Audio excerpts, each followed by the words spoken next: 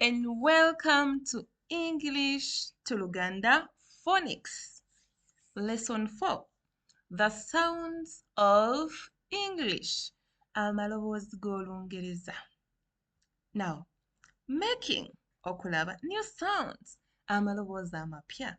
Making new sounds. Okukola amaloboozi amapya.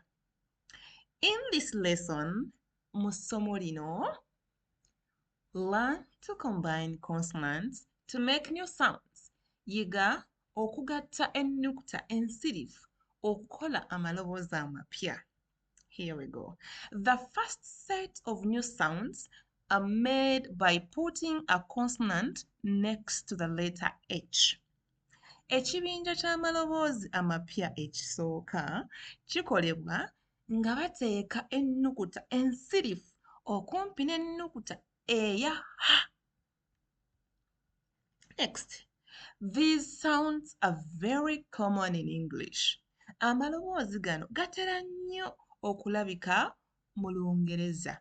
Now, listen carefully to the new sounds and repeat after me.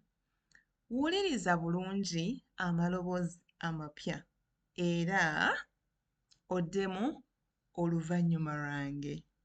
Let's get started. 1. Ch, ek, check. Kebera. Ch, in, chin. Akalevo.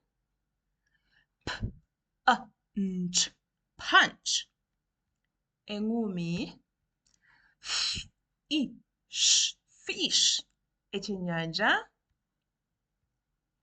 Sh, op, shop. Edduuka.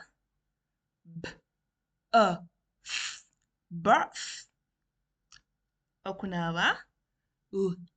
Eat, wheat. Eŋŋano.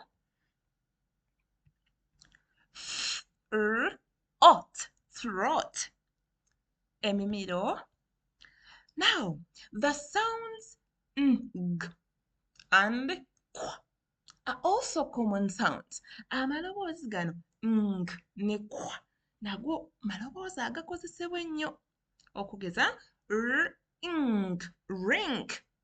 Empeta. Lang, lung. Amawugwe. King, king. Kabaka.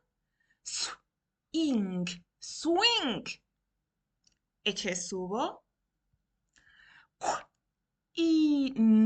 Queen. N'Abagereka.